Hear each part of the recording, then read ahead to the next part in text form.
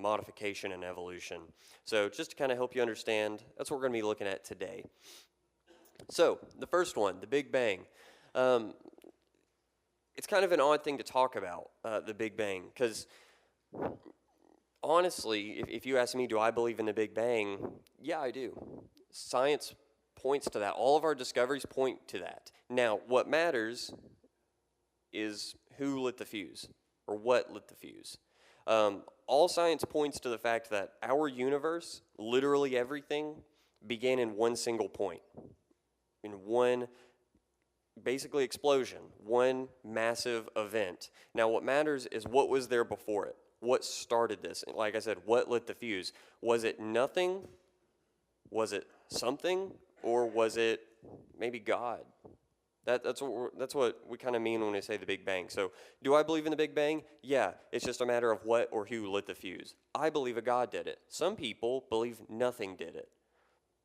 Doesn't really make sense, but we'll take a look at it more here in a second. So, we need to ask ourselves, where did the universe come from?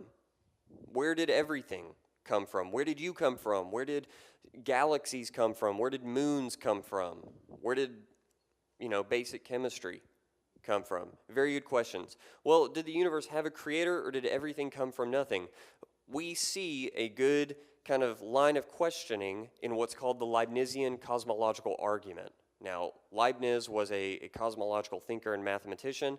He had this cosmological argument here, and I think it makes a lot of sense. Premise one, everything that exists has an explanation to its existence. If the universe has an explanation to its existence, that explanation is God. The universe exists. Therefore, the universe can be explained by God. Now, these are, when we look at argumentation, these first three are premises. Right? We need these statements, right? We give these statements, we give these premises all the time in life, such as, so-and-so is the better football team. There's premise one. So-and-so has the best quarterback in the NFL. Premise two.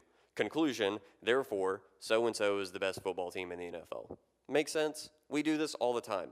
This is Leibniz's way of explaining the universe. Everything that exists has an explanation to its existence. Premise one. If the universe has an explanation to its existence, that explanation is God. The universe exists, therefore, the universe can be explained by God. This is logically airtight. So what I mean by that is if we can disprove one of these three premises here, this whole thing falls apart. If we can prove that, say, the universe doesn't exist, this doesn't matter. If we can disprove that if the universe exists, if the universe has an explanation to its existence, that explanation is God. If we can disprove that, again, it falls apart. But let's go ahead and ask ourselves, did the universe begin to exist? That's a great question. We have lots of proof for the beginning of the universe. Before a lot of Einstein's discoveries in general relativity and his field equations, people relatively believed for the most part that the universe existed eternally. In fact, Einstein believed it for the longest time. A lot of his equations, we'll look at one here in a little bit, he actually kind of rigged to prove that the universe existed eternally. He kind of rigged it in his favor. He later began to accept, yeah, I rigged this in my favor. We'll look at that in a second. But let's go ahead and take a look at, did the universe begin to exist, or has it been here for all eternity? Well, these here are some proofs that we have for the beginning of the universe. There's plenty more. These are the three that I think are kind of the easiest to explain relatively simply. The first one, E equals mc squared. We've all seen that in cartoons and movies and all kinds of stuff. What is that? That's Einstein's theory of general relativity. What does that show? What do we learn from this theory? What we learn is that space, time, and matter basically all come into existence at one point. So, and we can't have these without the other. Space and time didn't come into existence without matter. Matter and space didn't come into existence without time. All of these came together at one point. They all need each other, and it all started in one moment. The next one is Hubble's redshift. Now, Edwin Hubble did a lot of researching and a lot of looking in space. Now, when you shine light through a prism, you see a rainbow, right? What this rainbow represents, and what even just color represents, whether it's the color of your shirt or your car or the grass, this is different wavelengths that our eyes are processing. And when we look at color through a prism, we see this rainbow, and red is the longest wavelength. Now, when Edwin Hubble was looking out into space, he noticed a lot of this red light. Now, what that shows is basically that everything he looked out on, everything, every moon, every star, every planet, everything had this red light. What that shows is that everything is moving away from him. What that shows is that the universe is expanding outward. So now what happens when we rewind time? It comes inward to one single point. What this shows is that if it all came at one single point, we're looking at what's called infinite curvature. Now, what infinite curvature is it's basically when, okay, we're rewinding the universe, right? We're coming in, we're coming in, we're coming in. Now we have one little point where all mass, infinite density, infinite matter, infinite curvature is at one single point called a singularity. Now, the thing about a singularity is it has no spatial volume. Now, when something has no spatial volume, what do you really have? Nothing. So we have rewinding time, right? And now we're at one single point, and now we have nothing, right? Well, if we have nothing, what that shows us is that everything came from nothing. Now, who brought in this everything? I believe it was a God. Some people believe it was this. Some people believe it was matter. Some people believe it was a sea of subatomic particles.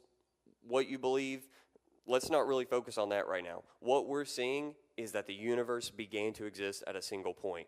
The last one is the second law of thermodynamics. Basically what this is it's called entropy. Entropy basically means that everything is running out, that the universe as we know it is basically on a battery or even on a timer, that we at one point were at 100%, physically speaking. You know, our universe was at a 100% battery, and now our universe is, I don't know, maybe at 60%, 80%, 20%. We're running out, basically. And this is literally everything. All space, all time, all matter. The entire cosmos is on this timer. It's on a fuse. What we have to ask ourselves is who set the timer? Who lit the fuse? Who charged the battery up to 100%? Or what charged the battery? Again, some people say it was just matter and energy. Some people say it was subatomic particles. Some people say it's God. That's not what we're trying to get at right now. What we just want to look at is all science shows that the universe began to exist. In fact, the second law of thermodynamics is, I don't know if it is just yet, but it's really close, if it's not already, a closed study. In other words, we know everything we can know about the second law of thermodynamics. We got it all understood. I mean, that's kind of where we are. That's pretty much how confident we are with at least the second law of thermodynamics. In other words, everything science is showing us shows us that the universe began to exist. That's our first point. Now, if you noticed, if you look at that Leibnizian argument, I said that everything exists can be explained, right? Well, that brings up a really good question. In fact, it's a question that, I'm having some problems here. Let's see. Oh, well, maybe if I turn it on, that'll help, huh? All right, we're in business. There we go. Maybe. There we go. Okay. So everything that exists can be explained, right? Well, this brings up a really good problem. In fact, I've asked it before. If you have kids, maybe they've asked it before. Who created God? It's a simple question. This is a question even that Richard Dawkins, does anybody know who Richard Dawkins is? Pretty popular name. He's kind of like the face of modern atheism. He's very anti-religion, very anti-Christian. He recently, in an interview just a couple weeks ago, said he's culturally a Christian. I don't really know what that means. To be honest with you, it sounds like he wants to act Christian but not call himself a Christian. I don't know, very interesting fella.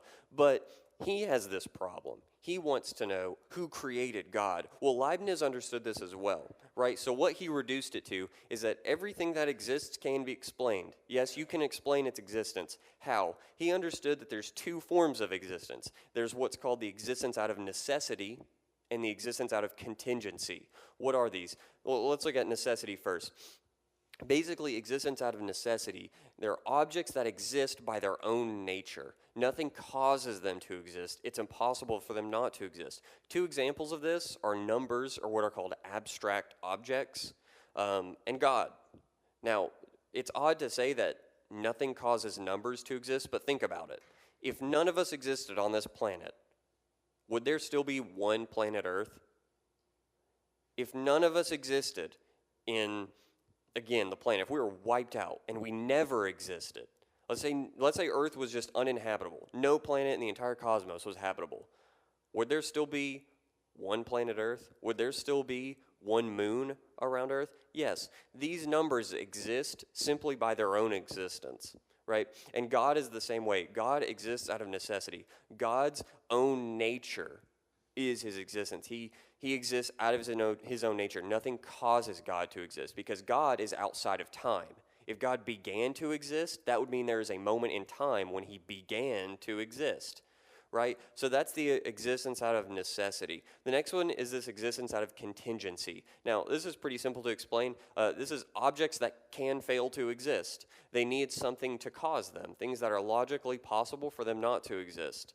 Matter. You know, everything could just stop existing at some point.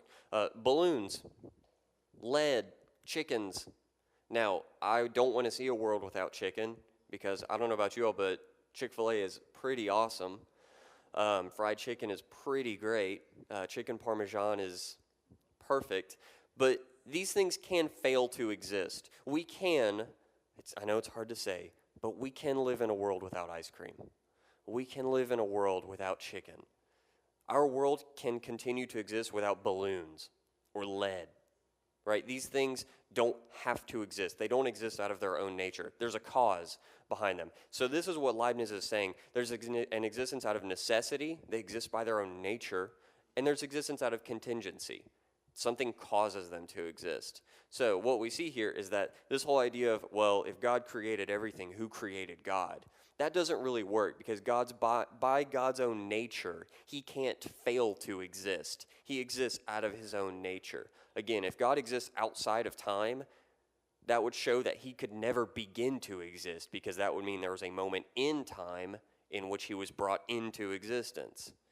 Again, I know this existence out of necessity is kind of strange. Just remember, this is a recap lesson. If you do want to dive in more, one, I highly encourage you to kind of dig into it yourself, but we did record the last curriculum as well. So if you want a little bit more, feel free to watch those as well. I believe those are on their YouTube page, Fellowship Chapels, as well as the app, which is pretty handy. So, if the universe began to exist, it would have had to have been immaterial, because matter came into existence, spaceless. Again, space came into existence, timeless, personal, it had to make a choice to create, and powerful. There's a lot of power behind a singularity, behind everything existing coming at one point. And those scientific reasons, the red shift, Einstein's theory of general relativity, and the law of thermodynamics, the second law of thermodynamics, this all points to the fact that space, time, and matter all came into existence at one point in one moment. Something spaceless, timeless, immaterial, personal, and powerful had to have lit the fuse. What could have done that? It's only two things. It's either something that exists out of its own nature. That's either numbers or God. Which one sounds more reasonable? God. So that is a very brief look at the existence of the universe and its creation. Let's go ahead and move on to the teleological argument. Again, this is just the idea that our universe and our planet is finely tuned for life. We have a life-supporting universe, which is pretty great. Let's just go ahead and take a look at some of these numbers here. So the universe is finely tuned to support life, right? Well, specifically speaking, our planet is more finely tuned for life, and we see some of these here. First off, let's take a look at this gravitational constant. This is just the force of gravity on our planet. So if this constant varied by 1 in 10 to the 60th, we would cease to exist. Now, when I say 10 to the 60th, imagine like a radio dial and all of those little notches around it, right? There's 10 to the 60th of those notches. In other words, 10 with 60 zeros, that's how many notches is on this dial. If you just tweak it once, we're gone. It's over. Chemistry can't happen. Physics can't happen. Subatomic chemistry is over. Dark matter doesn't exist. Somebody monkeyed with this just right, so that we could be here. Now, again, there's hundreds of these. We're just going to look at two. This next one I think is pretty interesting just because of the history behind it. The cosmological constant, similar to the gravitational constant, this constant can't change by 1 part in 10 to the 120th.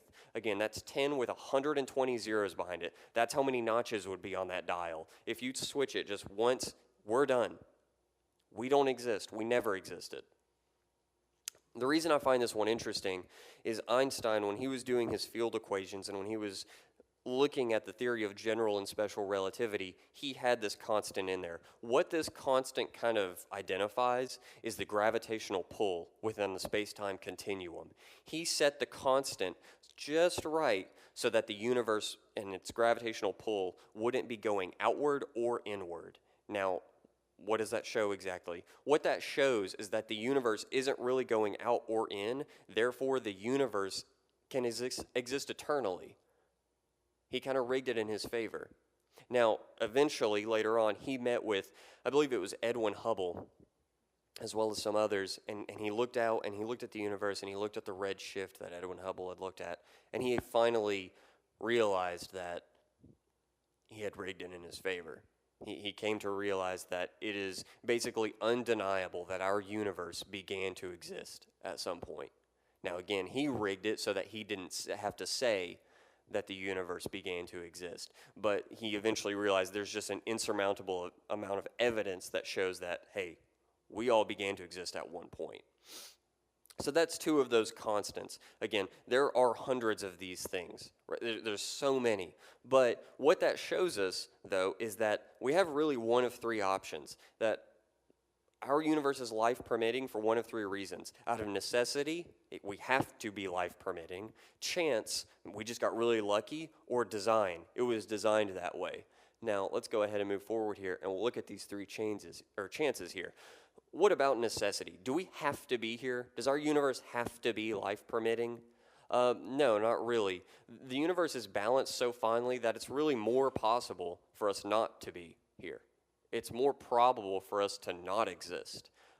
So it doesn't have to be that way. Also, there's no evidence that the universe must be life permitting. We haven't found any evidence showing we have to exist. We don't have any evidence showing that our universe has to be here. In fact, again, all of these dials show that there's plenty of possibilities that we shouldn't be here. There's hundreds of these dials. If one of these was just turned the wrong way, we're gone. So there's plenty of chances for us to not be here. So if it's not necessity, well, maybe it's chance. Did y'all like that, by the way? Did you see that? I'm going to do it again. I did that. I made it in PowerPoint. Watch it. Whew, that's pretty sweet. The next one does it too. Anyway, what about chance? Did we just get really lucky? You know, all these dials spinning, maybe we just got really, really, really lucky. That kind of brings up this idea of a multiverse. Has anybody heard this? It's kind of popular right now. It's probably the most popular reasoning behind our existence is this multiverse. There's what the multiverse theory basically states is that there is an infinite amount of universes being created and falling apart, and we just happen to be the lucky one that there's life in. What that shows, though, is that there's no evidence for that. We have no evidence that we are in a multiverse. Therefore, we can't just say that. We can't spin a yarn to make an excuse for this. The other thing is the mechanism needed for universe creation, that would have to be finely tuned. So you really just move the goalpost. We have to now explain more information when we don't have to. The science that we shows that, one, there's no evidence for a multiverse, and two, that we're the only universe out there and it's finely tuned for life. The other problem with the multiverse theory is that, kind of like what I said earlier, it really just spins a yarn. What you'll learn in argumentation is spinning a yarn, saying it could have been this with no evidence. That's not an argument. Like, it's just not. You know, if you know somebody that, say somebody you know gets in a fender bender later today. Well, it could have been that somebody ran a red light, you know, bumped into him. It could have been somebody who was texting and driving and bumped into him. It could have been that an invisible pink elephant was standing in the road and they ran into him. We have evidence probably that maybe somebody ran a red light. Maybe somebody, was texting and driving. There is no reason to think that an invisible pink elephant was standing in the road and they ran into it. Right? It's the same with this. We have no evidence showing we're in a multiverse. We have no evidence showing that there's a mechanism designing universes and just pumping them out. Right? So all the science that we have, which science is provisional, shows us that the universe is just us and it's finely tuned for life. Therefore, here it comes again. Crazy. The universe has a designer. We see this in Psalm 19, 1 through 2. The heavens declare the glory of God, and the sky above proclaims his handiwork. Day to day pours out speech, and night to night reveals knowledge. Physicists and scientists have been doing these equations for centuries in the shadows. And what these equations eventually revealed is that when they look up, they don't see random chance casting this shadow on them. It's a God who's been there the whole time with them there. Now, some people, again, still deny it. Some people will still deny that it's a God or that we were designed or that this or that happened. Some people will still deny it, and they're still looking for reasons. Again, some people cling to the multiverse theory. However, I wasn't planning on reading this quote, but honestly, I try to read it anytime that I can.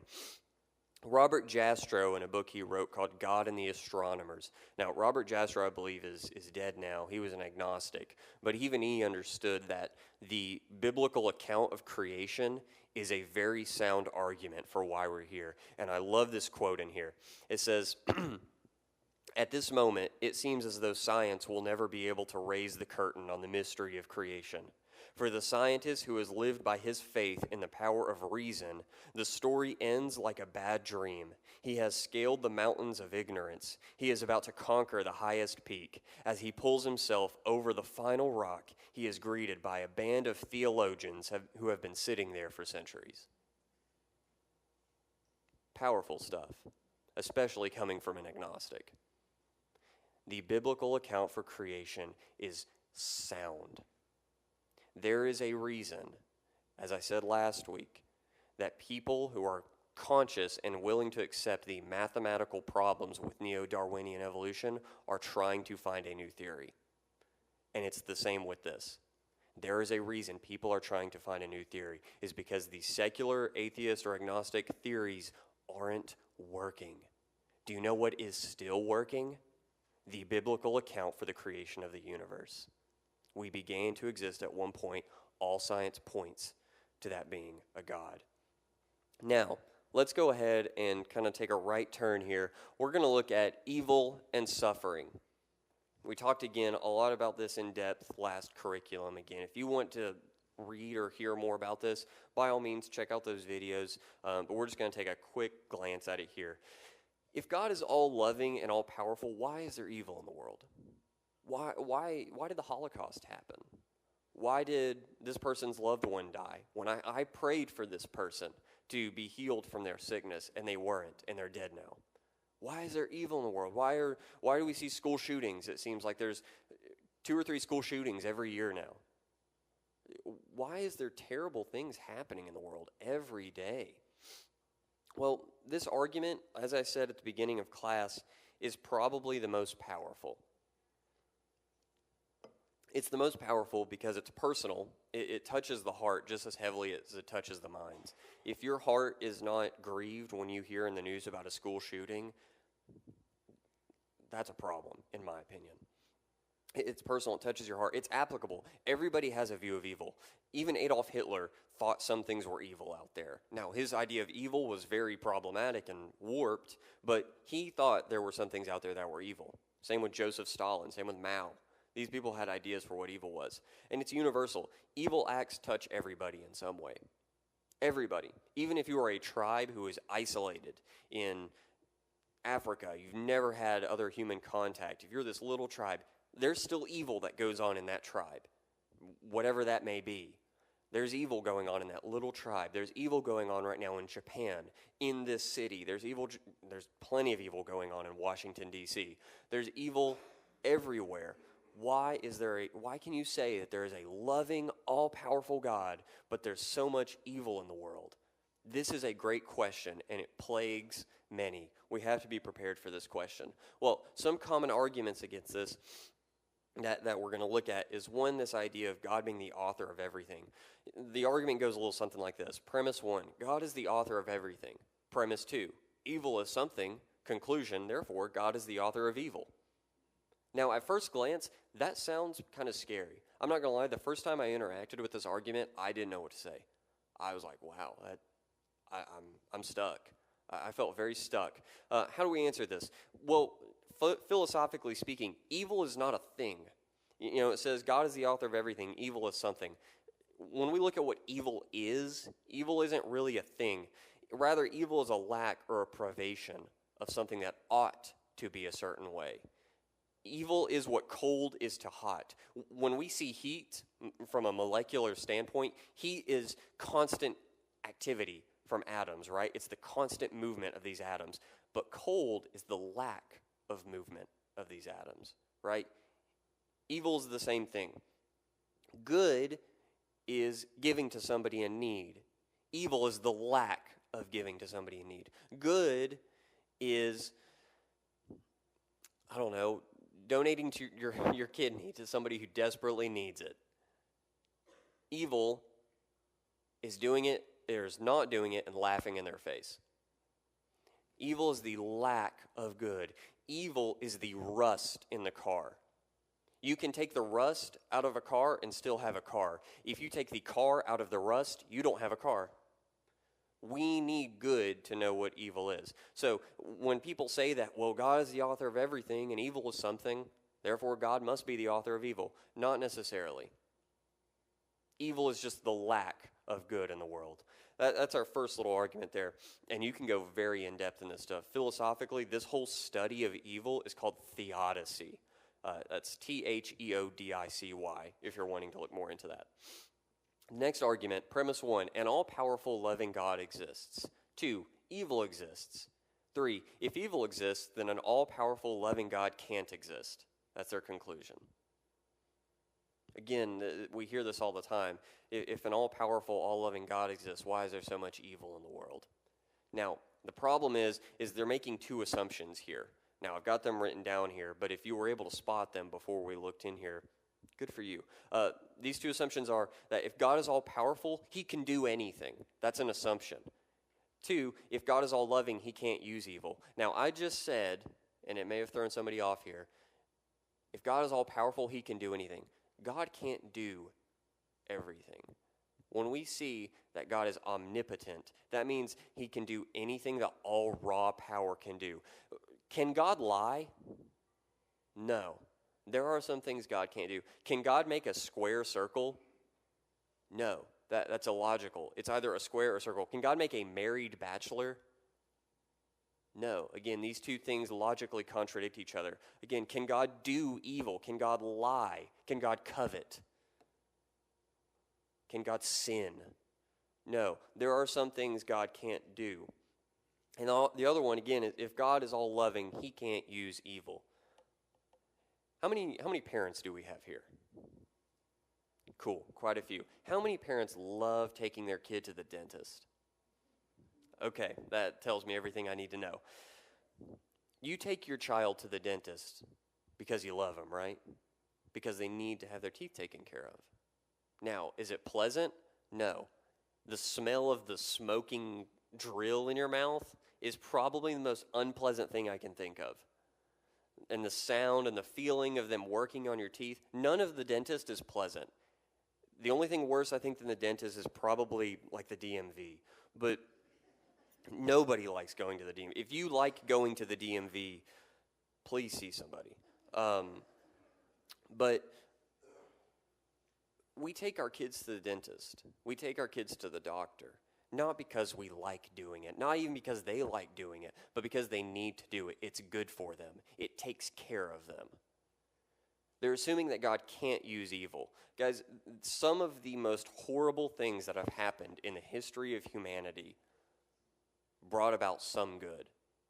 Now, I don't remember it. I was too young, so I don't really remember anything from 9/11.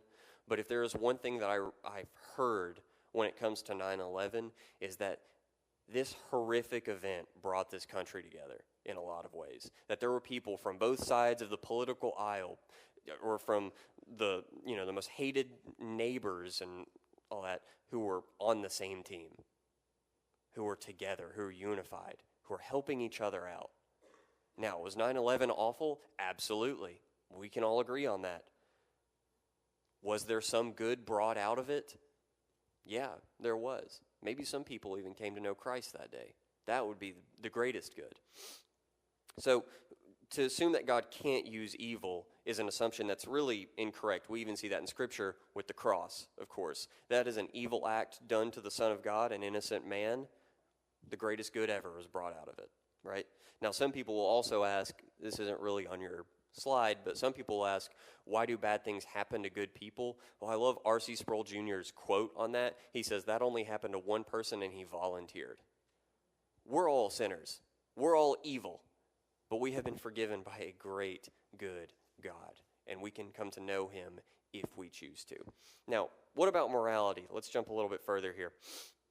Objective values can't exist on a naturalistic perspective. Neo-Darwinian evolution cannot explain why giving to your neighbor is a good thing, why sacrifice is good, why kindness is good. Even me saying kindness is good, why is this thing good? Why do we know good, right? Why do we know good and bad?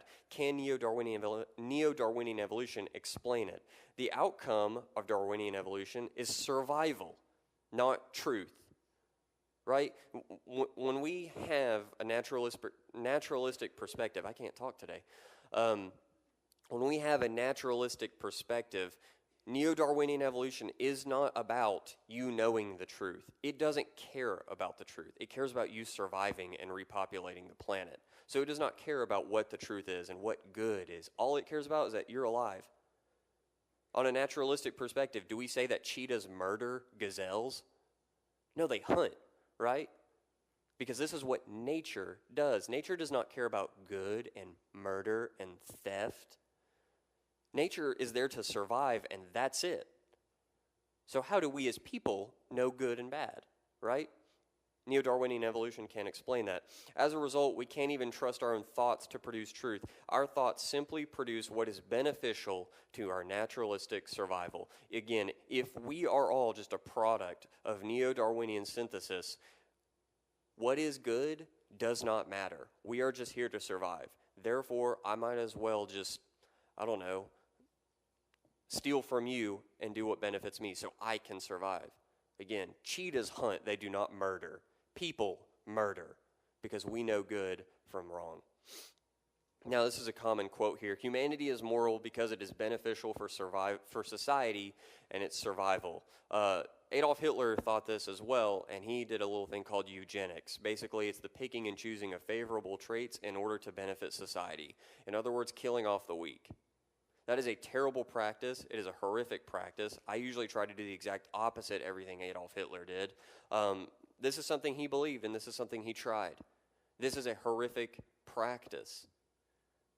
Humanity, if we're doing what benefits humanity, again, we don't really care about truth. We don't care about good and bad. We just care about our survival. If our purpose in life is to survive, the last thing we need is morality. We just need to survive. We just need to kill and not be killed, to repopulate the planet. Sam Harris, who's an atheist kind of philosopher, he has an entire book on how humanity knows morality called The Moral Landscape. The entire book, though, falls apart. His whole idea is that humanity does good and doesn't do wrong because good is beneficial to human flourishing. Now, that statement might just sound like, okay, whatever. But that whole idea is assuming that human flourishing is good. Therefore, you're assuming what good is. But based on his perspective, he can't even know what good is. And he doesn't even know if human flourishing is really good. According to naturalistic perspectives, we don't really care about human flourishing. We just care about my survival or your survival, right? It's not about the truth. It's not about good and wrong. It's just about us making it to the next day. Some more common arguments about this is morality is completely natural. My question to that is, where is the test tube full of kindness or virtue?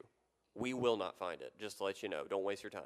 What justifies morality in the wild? Again, this idea of all meat is murder. Cheetahs do not know what murder is. Chimpanzees do not know what theft is. They do what they do to survive and repopulate. That's it. That's it. In order to have a moral law, one must have a moral lawgiver. Who wrote the cheetahs and who wrote the mans? Why does a cheetah not murder? Why does it just hunt? Why is the cheetah so different from mine? Maybe it's because I was born by a creator who put his law in my heart. Whereas the cheetah, again, is just trying to survive. Some people will say it's just the way that it is. This is not really an argument, in my opinion. This is just kind of more apathy than anything. And it's born out of this idea called atheistic moral Platonism. If you want to impress your friends, just throw that word out there anytime you want. Basically what this is that moral values and duties are just arbitrary. They just exist without any explanation or foundation. If we try to live by this, why do we feel like there's an obligation? Why do we feel guilt whenever we do something wrong? If they're just out there, if justice is just floating out there in the world, there's nobody holding it up, there's no lawgiver out there, it's just out there, why do I still feel obligated to follow it? Right? Why do you feel obligated to be just, to be kind?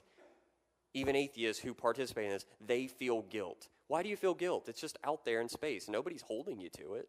Do what you want, right? This is a problem. If there is no lawgiver, there is no obligation to the law. If just some random guy tries to pull me over on the street, I'm in no way, shape, or form obligated to follow his rules. But if a police officer tries to pull me over, I'm obligated to follow it, aren't I? Now, watch this. After we leave, I'm going to get pulled over. But that is kind of a wrap of our recap. I hope you all enjoyed. I hope it wasn't too much. Again, I highly encourage you, if you do want to know more, we did an entire 45-minute lesson on each of these things last curriculum. So if you want to know more, definitely look on Fellowship Chapel's YouTube channel or their app. They're all on there. They're recorded. As usual, if you have any questions, I'll be hanging out here for a few minutes. But thank you all for coming. Ladies whose husbands are on the men's retreat, I'll be praying for you as your husband comes back. Hope it's not too hectic for you.